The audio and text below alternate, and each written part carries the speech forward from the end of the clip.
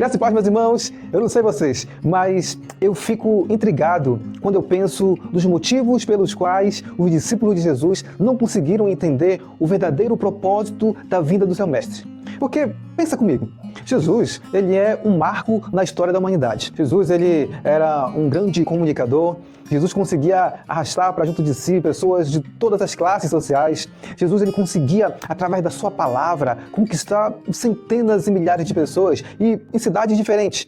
Em cada cidade por onde ele passou, ele conseguia reunir junto de si centenas e milhares de pessoas. Mas quando vemos a história dos discípulos, embora os discípulos tenham aceitado o convite de Jesus, embora os discípulos tenham basicamente passado 3 anos e meio no ministério de Jesus, comiam junto com Jesus, dormiam ao lado de Jesus, ouviam as mensagens que Jesus passava para o povo, e muitas vezes Jesus chamou aqueles discípulos para junto de si para falar coisas específicas para eles. Mas ainda assim, eles não conseguiram entender qual era o verdadeiro propósito de Jesus. Então eu por muito tempo me questionei, até hoje, claro, tenho minhas dúvidas no porquê, qual o motivo, a razão ou as circunstâncias que fizeram com que os discípulos não conseguissem entender o verdadeiro motivo da vinda de Jesus. Não conseguiram entender o propósito, não conseguiram entender as mensagens, e vale destacar também que Jesus por várias vezes anunciou para eles: olha, eu vou partir, eu vou morrer, eu serei preso, eu serei morto. Eles negavam aquelas mensagens, eles não conseguiam admitir que alguém que tinha o poder de ressuscitar, alguém que tinha o poder de curar, de fazer coisas surpreendentes, seria morto por soldados ou seria entregue para as lideranças. Enfim, nesse sentido,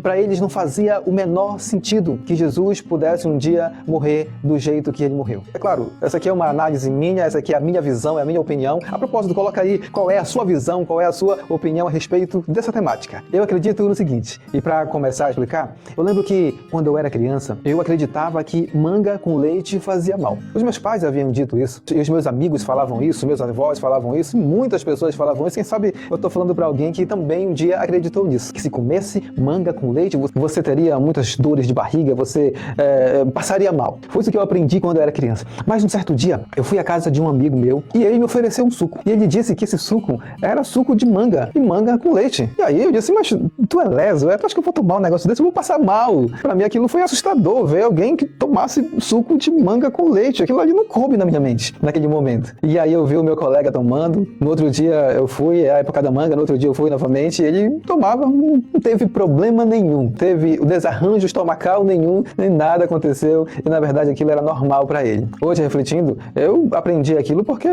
boa parte das pessoas acreditavam na minha época, e aquilo era muito comum. Então, ouvindo daqui, ouvindo dali, fomos assimilando aquilo como verdade para as nossas vidas. Então, quando vamos para a história dos discípulos, claro que isso aqui é uma comparação ainda muito singela, mas isso é apenas para nós fazermos uma análise. E pensem comigo, as pessoas naquele contexto acreditavam que o Messias seria alguém semelhante a Davi. Sabe, aquela pessoa que com espada, com lança, com escudo, iria então fazer uma grande movimentação social, reunir muitos soldados e ir para cima dos romanos e libertar, como havia acontecido no passado diversas vezes. No passado, o povo de Israel orava para Deus por livramento, Deus mandava um libertador e esse libertador vinha e conduzia o povo então para mais um momento de vitória. Era essa visão que as pessoas tinham do Messias, o Cristo. Quando ele viesse, ele seria diferente, ele seria alguém com força, alguém que seria um grande líder, um grande general. E aí imagina só você ouvir isso na escola, nas rodas de conversa, com seus amiguinhos, desde criança, você ouvindo que muito em breve esse Messias viria, esse Messias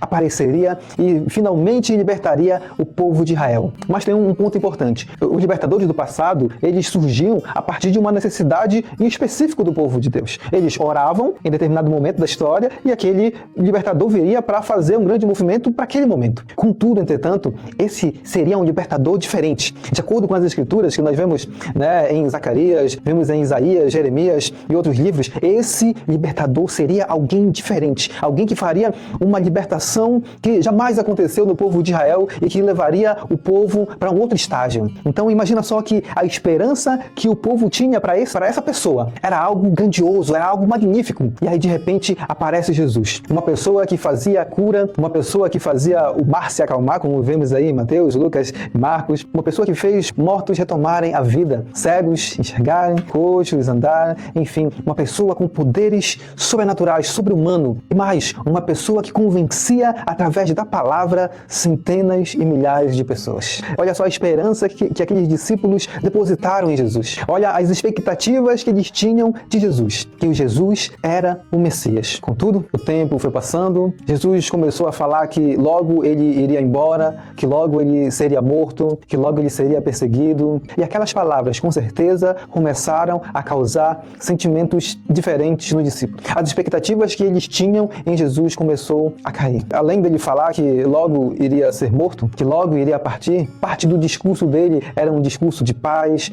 Ou seja, embora Jesus, por vários momentos, tenha feito muitas indicações e tentado mostrar para os discípulos que a sua libertação não era como os líderes pregavam, como eles acreditavam que era, os discípulos não conseguiam entender isso. E quando vemos a história, os discípulos só conseguem, na verdade, entender o real propósito da vinda e da morte de Jesus. Apenas depois de Jesus partir para o céu, eles conseguem, então, começar a entender o verdadeiro propósito. Ou seja, eles estavam com a verdade, eles dormiam com a verdade, mas ainda assim, a verdade não conseguiu penetrar no seu coração. Eu sei que muitos de nós criticamos os discípulos porque eles estavam com o próprio Jesus, o próprio Cristo, e talvez você diga, poxa, se eu tivesse lá, eu teria aceitado, eu teria procurado entender, mas será que isso realmente procede? Quantas verdades nos são ditas e ainda assim nós não conseguimos entender? É um trecho de Freud, né? E uma das teorias dele é sobre a negação. Claro que a negação, ela tem o seu ponto positivo, é uma forma de defesa nossa, mas existem momentos em que a verdade está na nossa frente. A verdade está tão clara e ainda assim nós preferimos não aceitar. Porque às vezes essa verdade confronta a realidade da nossa vida, confronta aquilo que está nos fazendo mal, mas que nós temos um certo prazer por aquilo que na verdade está nos causando problema. Muitos de nós temos a verdade, temos contato com a verdade, mas a verdade ainda não transformou a nossa vida. A verdade ainda não faz parte de nós. Então esse vídeo aqui para você refletir comigo, para você analisar, será que você está tendo contato com a verdade e essa verdade não está conseguindo entrar na sua vida,